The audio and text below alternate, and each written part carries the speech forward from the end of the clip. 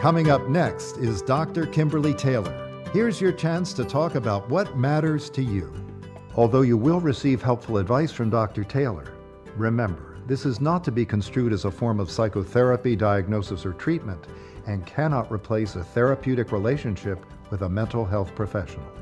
You can reach Dr. Taylor by calling 564-1290 or toll free at 866-564-1290. You can also listen live on the internet at drkimtaylorshow.com. So here now is Dr. Kimberly Taylor.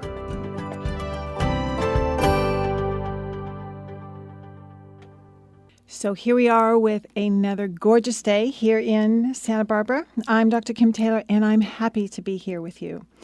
And yes, this makes me happy to be here, to take your calls, to answer your questions, because this is a place where you can share, you can get some help with any issues that you're trying to deal with in your own life. And so every Thursday afternoon, let's make an appointment. I'm here to take your calls, so just pick up the phone and give me a call. You can reach me at 564-1290 or toll free at 866-564-1290. So here's what I've been thinking about this week. Why are transitions so hard to make? If we want to move forward and change something, why, when push comes to shove, do we shut down and start to resist? Has this ever happened to you, where you're filled with excitement and even anticipation at the thought of the new change in front of you? You can even acknowledge that it's something you really want to do. So why is there a huge amount of resistance that comes just after we say, I want to move. I want a new job. I want a divorce. I want to be happy. Right after I want is the fear of what if? Every day in therapy, I hear about the challenges of my clients and their difficulties transitioning to new stages of life. Whether it's a difficult divorce, the sudden death of a loved one, losing a job, changing careers, needing to move, or dealing with the empty nest as children leave home. Having to make any change can cause distress and uncertainty and a pressing sense of fear that can feel overwhelming. The definition of transition is the process of letting go of the way things used to be and then taking hold of the way they will become. So when you think about it, in order to go through a transition, we must, 1, accept an ending, 2, experience an unknown in-between time, and 3, embrace a new beginning. Do you know that even people who are miserable, they resist changing and making transitions because the known misery is better than any unknown alternative, and making changes really takes us out of our comfort zone. I love the saying that goes like this: change is what people do when they have no options left. So we really do not go through this whole process of transformation unless we are willing to allow ourselves to be vulnerable, because vulnerable is what you will feel in this in-between time. Yes, it's that space where everything is up for grabs, nothing feels solid, the feelings of mixed emotions where you can feel exhilarated and panicky all at the same time. And if it's not a change that you want to make because it means coming to accept the loss of a loved one, change will still happen, and you will be required to transform from what was to what will be. So the question really is, what can we do to help ourselves to move forward? What I would tell you first is let yourself feel your feelings. It's okay to be emotional. Give yourself permission to feel whatever comes up, whether it's sadness, grief, loss, frustration, or even fear. But then be willing to focus your energy on moving forward. Next, be mindful of the perspective that you are choosing. Adjust your thoughts so that you can see the change as an opportunity instead of a problem or instead of a burden. And one more way is really stay in the present moment. Don't focus on what has happened in the past or what could happen in the future. Do what you can in the moment and stay focused. Also, practice visualization. What will the change look like? How will you feel when the day comes and the pieces that are currently looking like a mess on the floor have finally fallen into place? Keep the long-term vision intact, not what the short-term chaos is looking like. Also, ask for help. Let others know what they can do to help you. People like to feel that they, too, are needed. So let your family and friends know what you need and let them share in this process so that you don't have to feel alone. And then practice becoming resilient. Ask yourself, what can I learn from this experience? How can I become a better person? Having this kind of optimism will help you face the transitions that you need to make in your life more successfully. So what are the transitions that you need to make in your own life? Or do you know someone who is having difficulty making changes and you want to know what you can do to help? Let's talk about what matters to you. This is your place, and I'm here for the next hour, ready to take your call.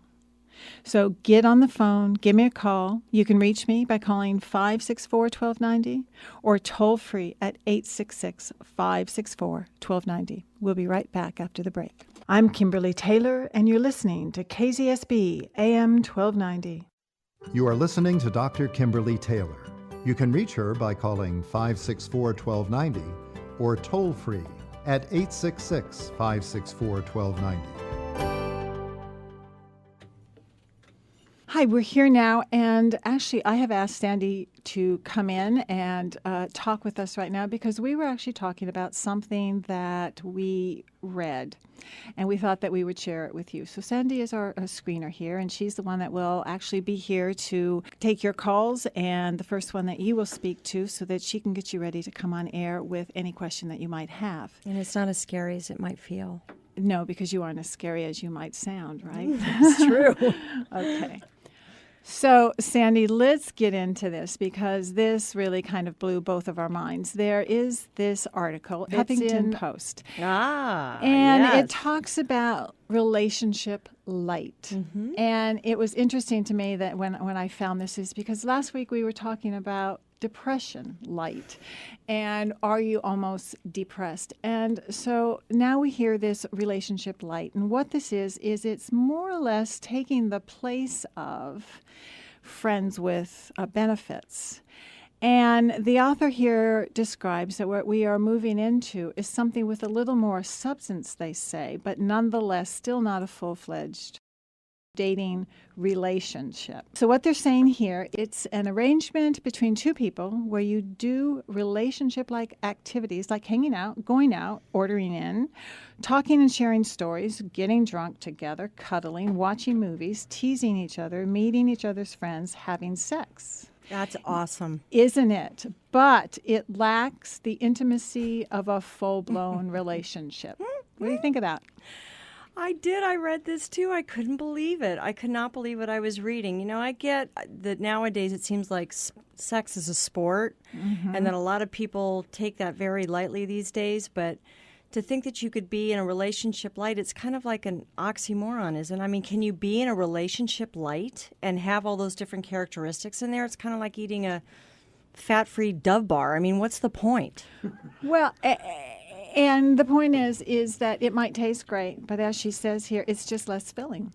Yeah, yeah, apparently so. So the part that when I was reading this too, that really upset me the most and what I really wanted to bring to you is because I have a question for you about it. And it's where she goes on to say in this article that reassuring people that if they choose to go this route in some of their relationships and go very light, that they really shouldn't feel any sense of responsibility or obligation to the other person, right? To the other person when they don't want to be in that relationship anymore. Right. So in other words, built in inherently in this relationship is absolutely no responsibility on your end on the impact that you're going to have on that person should you choose that you're done with light and want to go back to full-fledged. You want to eat the Dove bar. Or that you just want to transfer one light for another light. Because that's basically what they're saying, is that this is the new way to relate, that it has a bit more substance than friends with benefits. What I got to thinking was that it sounds like this was written perhaps by someone who has aged 5 years since Friends with Benefits, and now they just want a little bit more because they realize that they need a bit more, but they're still not willing to go full-fledged into a relationship and to actually commit. So I think the odd thing is, and I think what we need to think about, is that can people really do this halfway? That was my question. Yeah. Is it possible, are we made to be able to just have a light relationship with all of those different aspects of our life being involved with somebody else and not experience any negative impact? Is that possible to do? Well, I think that's what people would like to think that they could do. But I have to tell you, I have, an office load of people who prove that they can't, because it's very hard to set boundaries around your emotional feelings. Right. And what they're really asking is go ahead and go into this. Give it your all. Give it your mind, your body, but don't get emotionally attached. I don't know how you can do that. I don't quite know that you can be very successful at doing that for the long run, because it just takes a little bit out of you each time. And each time you think that you're investing in something and creating these artificial boundaries, it's just kind of like an artificial fix. It doesn't really ever satisfy. Right. That's why I don't eat fat-free Dove bars. Do they make those? You're asking me. You're the chocolate specialist here. I don't think they do. I don't think they do. No, I think you might have found those before. Yeah. Yeah, so I think this might be a very hard thing for people to actually stick with. I think that a lot of people do get hurt. I think people are trying this because they do want to be able to feel companionship. They want to feel like they can cuddle with somebody. I hear that often. But there are strings involved. It isn't as clean as it might sound here. It isn't as easy as this author is making it sound. Right. There are no clear lines. That's right. I would imagine not. Yeah. So we are also really talking about change and transitions. And I thought we would brainstorm just for a moment, because we might have people that are calling in about this question. But I was also thinking that people need to know that how do you help your children when their life or your life is going through a change, and what are some of the things that we can kind of brainstorm that you might want to be able to teach your kids and help your kids through this, because it might be easy for you, but it's not going to be easy for the kids. And I was thinking one thing for sure is that what kids, and especially the younger kids, need is to know that there is a routine, that you don't change that. So keep as close to that. For instance, if you're involved in a move or going to a new school or going through a divorce, that for the kids, when you can keep some of the same routines, it will be helpful for them just to know that not everything is upside down. And why might that be important for kids? I mean, I know the structure, we're always talking about structure and routine in parenting, but what does that do for them? Is it about the safety component, that's something that they can count on when the change is happening? Yes. That I think whenever things you had thought about was unsettled, to have something that you can control, something that stays in a stable state, helps just them deal with their emotions as they're going through this. That makes sense. Yeah.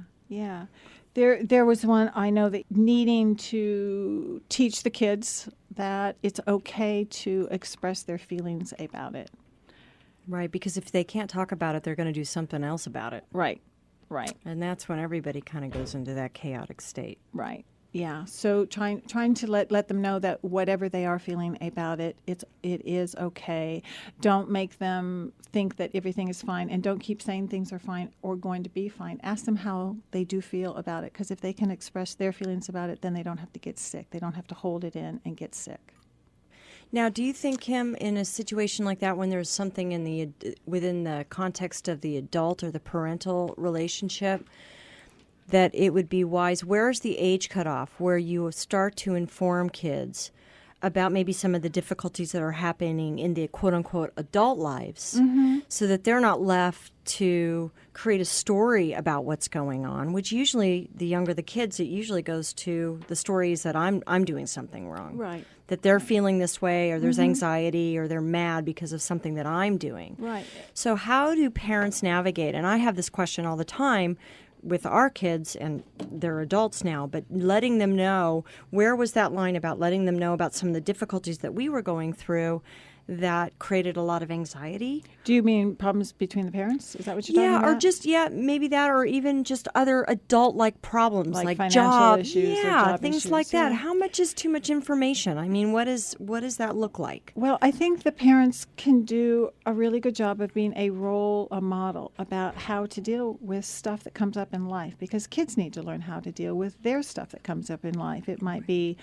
at school or with friends. But if you can have an open platform, and this is not sharing it all, but really looking at what can the kids take in and talk to them on their level. Don't tell them about all of the details, but just let them know something might... You don't want to give them nightmares. No.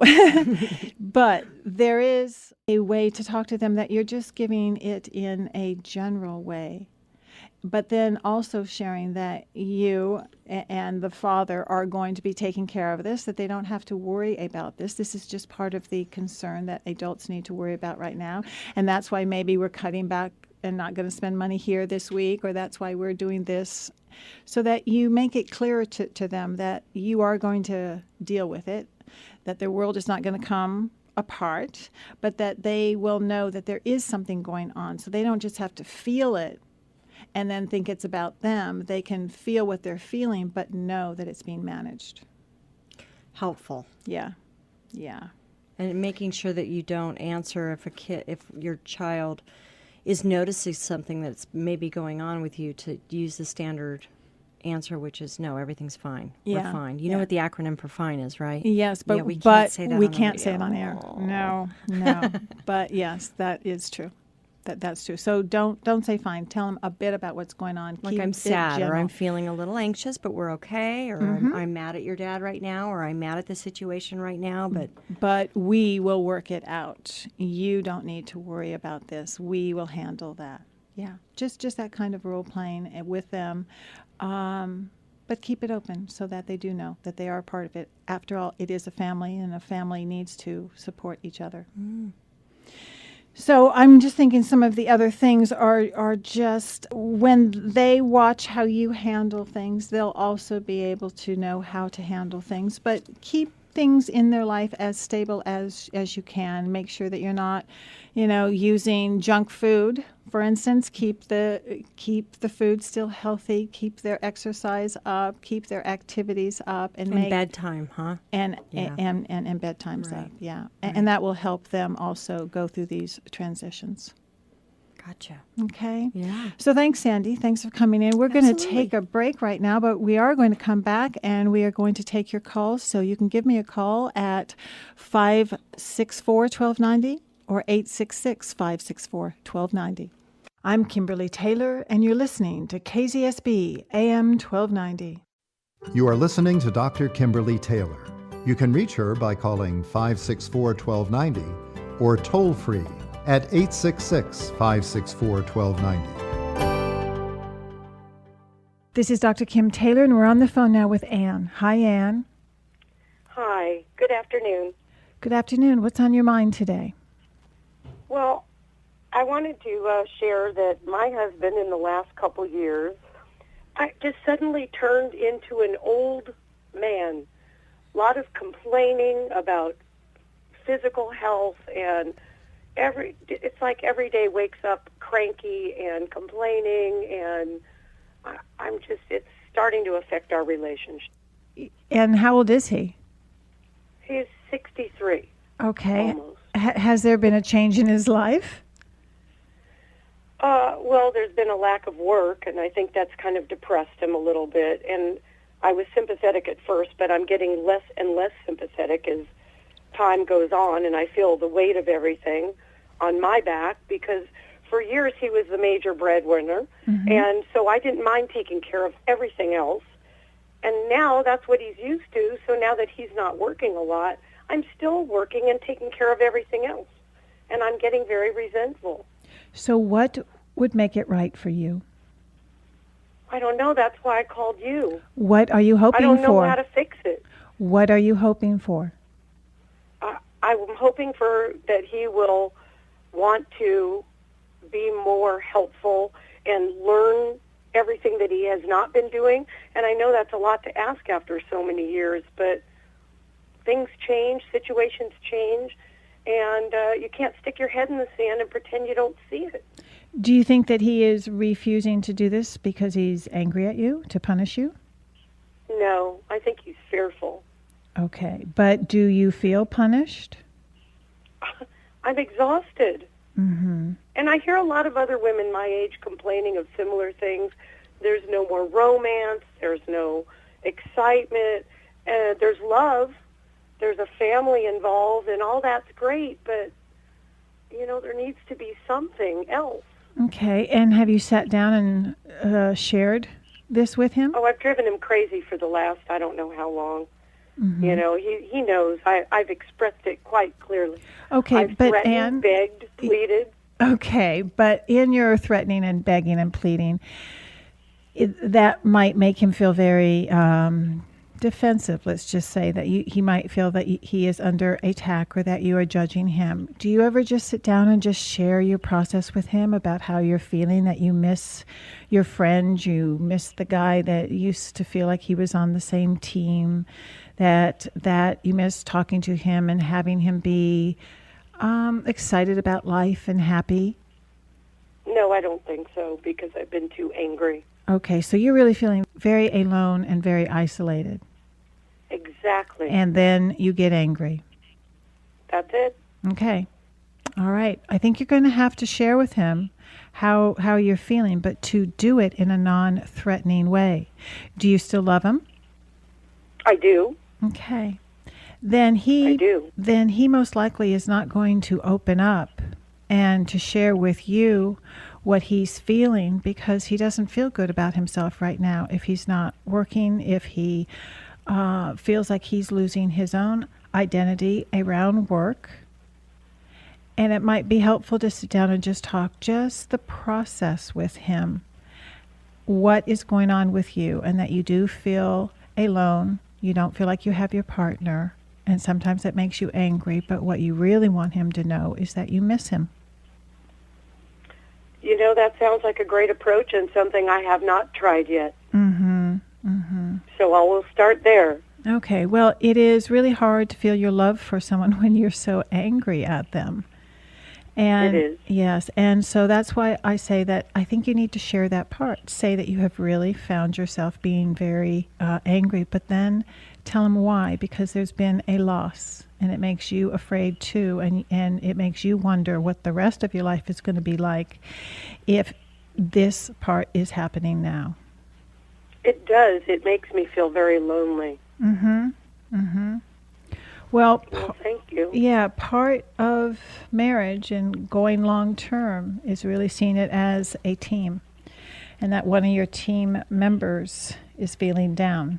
Something has gone on with him, and so it is important to still see yourself as still on the same team, but definitely to share with him what's going on so that you don't have to stay in this very angry place.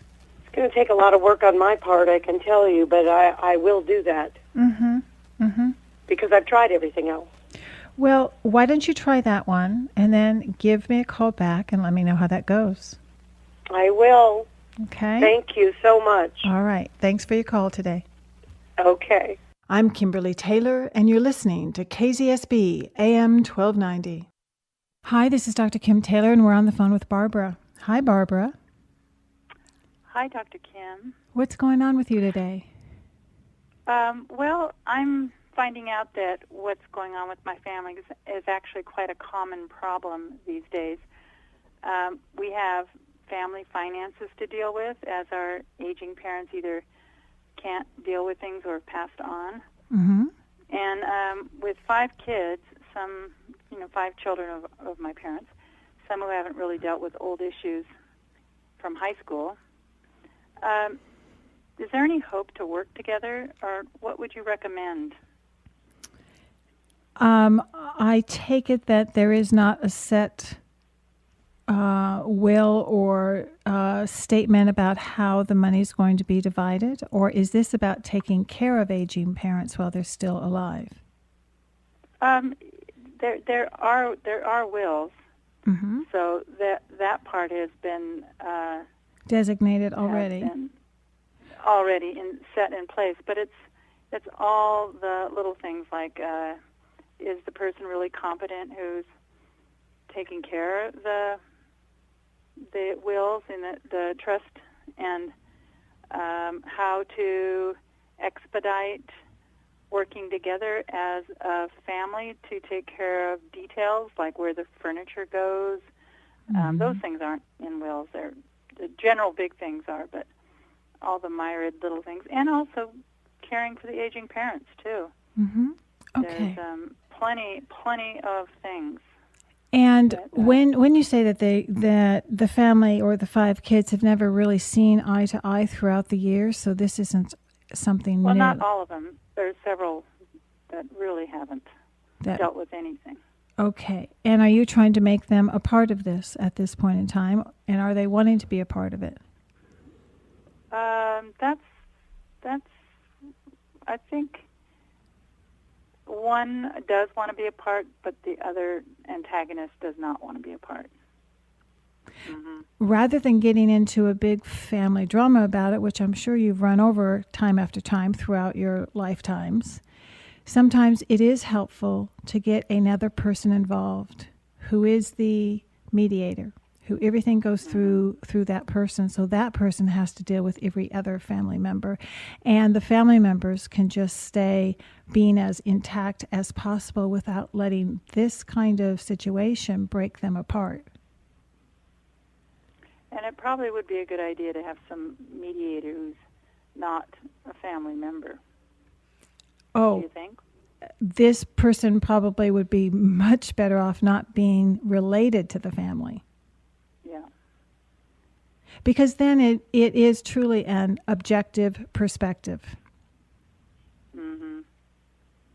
Yeah, there's no old issues that might come up unexpectedly. Well, and I think what you need to understand is that if there are issues to work out, people are going to find the vehicle unto which they can work those out with. And so every piece of furniture, every dollar is probably going to be fought over because it has a lot to do with how they're feeling about each other on a personal level, nothing to do with the actual piece of furniture in front of them. Interesting. That's already happened, yes, over something that was trivial. Like, what? Mm. Yeah, mm-hmm. Exactly. Mm-hmm. Okay. Do you recommend like a psychologist or a mediator in that realm, or a lawyer? Best person to do that is probably a mediator. You don't necessarily need a psychologist because you don't really want to get into the family dynamics unnecessarily. You want that to be on the back burner, and you want it to just be a little more clear, a little more cut and dried about splitting things up. Well, and it seems like it's a bit of a disservice to the rest of the family for, to the two people that are have not dealt with their issues to all of a sudden start dealing with it when others have made peace with a lot of things. Mm-hmm. So it would seem like two people are sucking all the energy out of the negotiations, where maybe they should just do their therapy on the side. Well, wouldn't that be nice? But and the mediator could just handle the actual issues at hand, the actual. Yes, but if that was the case, and if they had done that work, then you wouldn't be having this problem. But the problem is that it is there because these people have either refused to see it and own it on their own, and are continuing to do what they've always done, which is point the finger and blame someone else. Yeah, that's exactly right. And I think for you that you also need to be guided by What do you want to bring into your life? Because fighting with family members over very old family dynamics is very draining. Very. And there usually is no great resolution to trying to work out the same old battles. So to get somebody else involved and to just put it in their hands so that you can step back from that and just say, I just trust that what's supposed to work out will work out, and back away and go on with your life. Yeah, great. Thank you. Thanks for your help. Okay. Take care. I'm Kimberly Taylor, and you're listening to KZSB AM 1290. You are listening to Dr. Kimberly Taylor. You can reach her by calling 564-1290 or toll free at 866-564-1290. We have an email that's come in. It's from Davis. It says, I have been married for 23 years, and recently our daughter moved back east to attend college. My wife is really having a hard time. She keeps saying she feels lost and without a purpose since our daughter left. I try to encourage her and remind her of all the things she has said she would like to do once her job responsibilities as mom are lessened.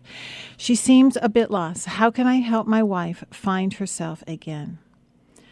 Well, this is certainly something that I know only too well, having had a daughter also move to the East Coast. So first off, what I would say is that the good news is that you said that this has all happened recently. So the feelings that your wife is having are normal, and she needs to be allowed to mourn the loss and to let her feelings out as she goes through this, because she has to mourn the loss of the life that she needs to leave behind, and to really let go of being that full-time mom. And in fact, I'm sure that you too are probably experiencing your own feelings, and that what all of this is going to mean to you and to your family. But if you're trying too hard to get your wife past her feelings, then most likely it's not going to allow the both of you to just go through the necessary and, again, normal feelings of loss, then change, and then to be able to renew your life in a whole new way. So what I would say is this time is a time for both of you to be evaluating your life, to really honor the achievement of successfully launching a child, and then begin to make plans for how the both of you are going to move forward. Your wife probably needs to know that it is okay to mourn, that you two share some of her feelings, so that together you can feel that you can both move toward something. And this might be a way to reconnect as a spouse and to reinvent yourselves as a couple. So we're going to go to the next call, and Scott is on the phone. So let's talk to Scott. Hi, this is Dr. Kim Taylor, and we're on the phone with Scott. Hi, Scott. Hello, Dr. Kim. What's on your mind today? I thought I would call because I'm dealing with the anxiety of one job ending and trying to figure out what to do next. This is a new experience for me.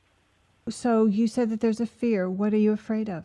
I suppose my need to provide for my family. I'm less concerned about finding work, but more concerned about, I guess, finding work that can provide in a manner that I have. Okay, because you're feeling like that you won't find a job as good as this one? Yeah, that's my concern. I mean, I've worked up the ranks over the last 18 years, and I was a senior member of the team and was well compensated for what I did. And now I feel a little bit I'm starting over again, and I'm concerned about that. Well, but you're not quite starting over, because you do have all the skills and talents and abilities that you've gained through the 18 years. What is making you feel like you won't be able to get a job that will compensate the same way? I guess it's my experience that I earned that level of compensation based upon being in one place and allowing it to grow, allowing the experience and compensation to grow. I just don't know how to place that in a new environment I kind of expect it may take another 18 years just to get to that level, and that's frightening to me. So you are thinking that you're going to have to start at the bottom again and come back up, not thinking that perhaps all these years that you have been there, that you've gathered experience that would be well worth compensating or being compensated for in another place. As you say it, it sounds a little naive that I completely discount all that I've accomplished, learned, and done, and yet the fear is real. Well, I think that the fear is... I'm concerned about it. Yes, and I think that the fear is very real because you haven't been out there and because you do have some self-doubt. So that actually would seem normal that would be there because you are now faced with a brand new challenge. Yeah, it does feel very real, but I'm anxious about it. It's a fear. Okay. All right. And it is just a fear. That's all it really is, because it isn't like you're not talented and you haven't learned something these last 18 years. It's just a fear, wondering if somebody else is going to like you as much as the people that you've just had to leave. How to best address the fear? I mean, you got to get up in the morning and go find a job. That's right. Taking action is what's going to help you here, because the more that you get out there and do the phone calls or the contacts, networking, the better you're going to feel about yourself, knowing that you are going to find something, but you just need to get the word out. I think the worst thing that we can do is to let the fear get the best of us. You are older, so probably you're thinking that there's not going to be as many possibilities. You do bring something to this in that you have 18 years of experience doing what you've been doing. And that's going to be valuable out there to someone else.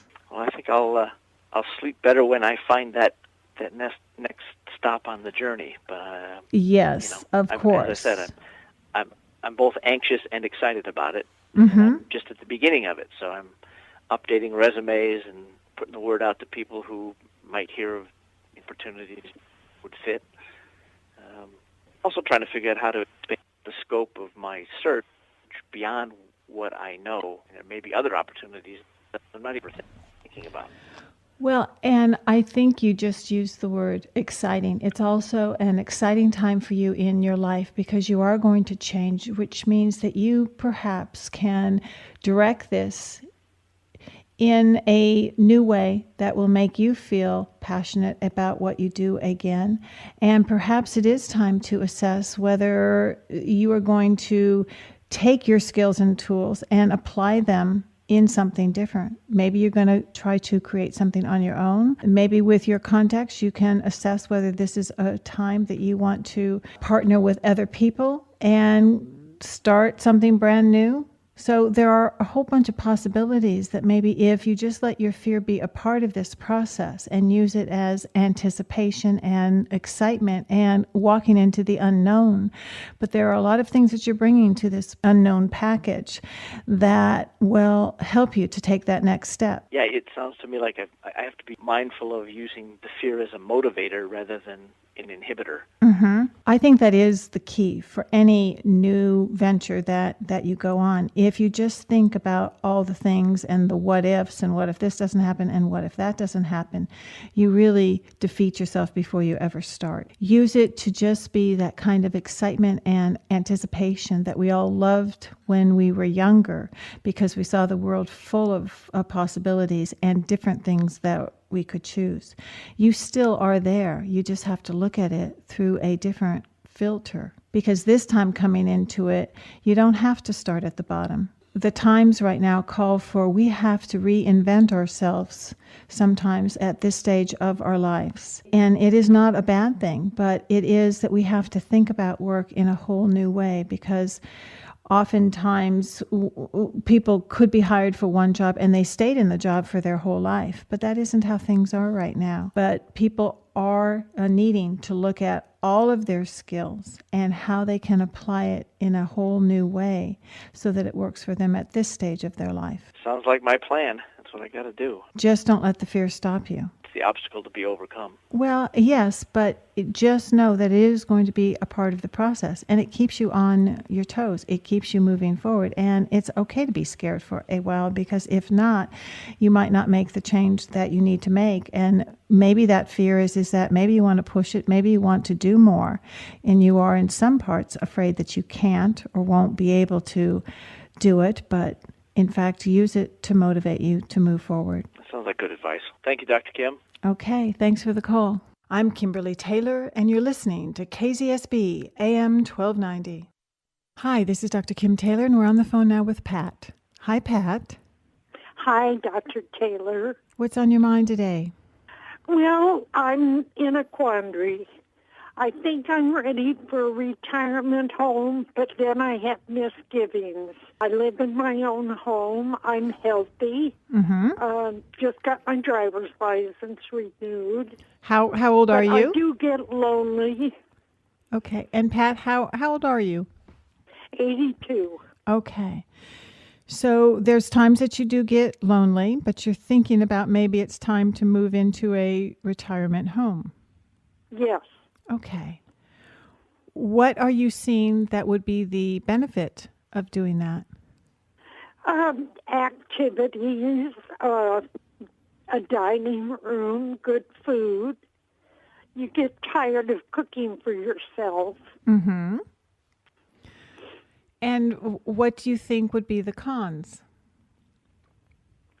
What are you worried about? Too many people around. Mm-hmm. Is that it? Yes. Okay. Have you gone out to look at some of the homes? Yes, I have a couple places. Okay. When you say that there would be too many people, would you feel comfortable going to your home within the retirement community and closing the door and just having your own time without having to be social all the time? Well, maybe I misspoke, because in a retirement community, you can go in and close the door and be by yourself. Mm-hmm. If you want people, you can open the door. I think I misquoted myself. Do you feel like you're a very social person? Yes. So you do like to have people around you. It's just that you're worried about what if there are too many people all the time. Yes. Okay. What does your family say about this? Oh, we haven't really discussed it in length. They know that I've looked. Mm-hmm. My daughter's gone with me to one place. Mm-hmm. And my church is building a new home, and it's not finished yet. Okay, but you were thinking about maybe waiting for that, or you're thinking about maybe something sooner? Yes, I think I am. Okay.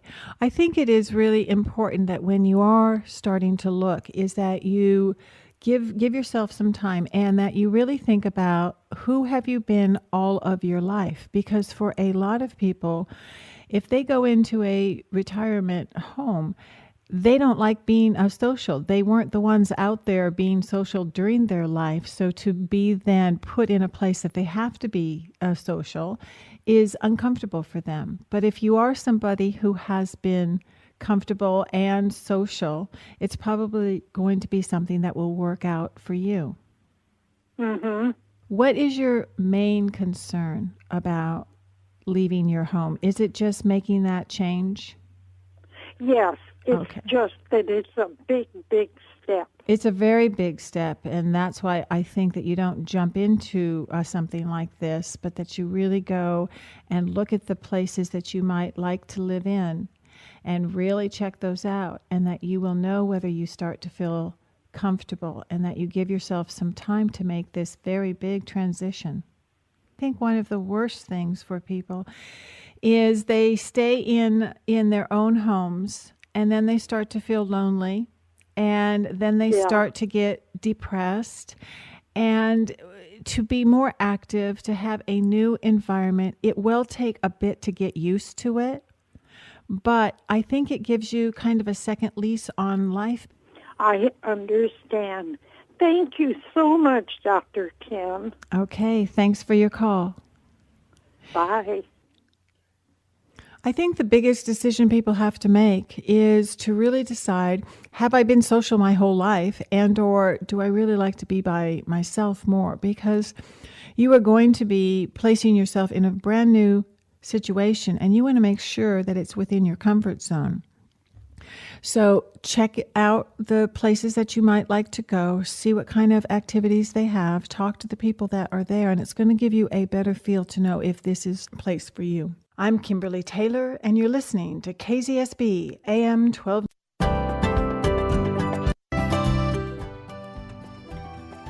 So as we come to the close of our program, I want to remind you all to take really good care of yourself this week. Take time on a daily basis for yourself, and remember that mastering transitions will come as you learn to adapt and to develop an inner confidence to handle anything that comes your way. Also, be willing to alter your perspective about change from overwhelming and stressful to exciting and fun. So these shows can be heard again. You can listen to any past shows and find them on my website at dr.kim.taylorshow.com. Join me again next Thursday afternoon at 2 p.m. In fact, let's make a date for every Thursday afternoon. Write it in your calendar. Tell your friends to write it in theirs. And while you're at it, make some notes about what you would like to talk about next Thursday. Meanwhile, have a great week.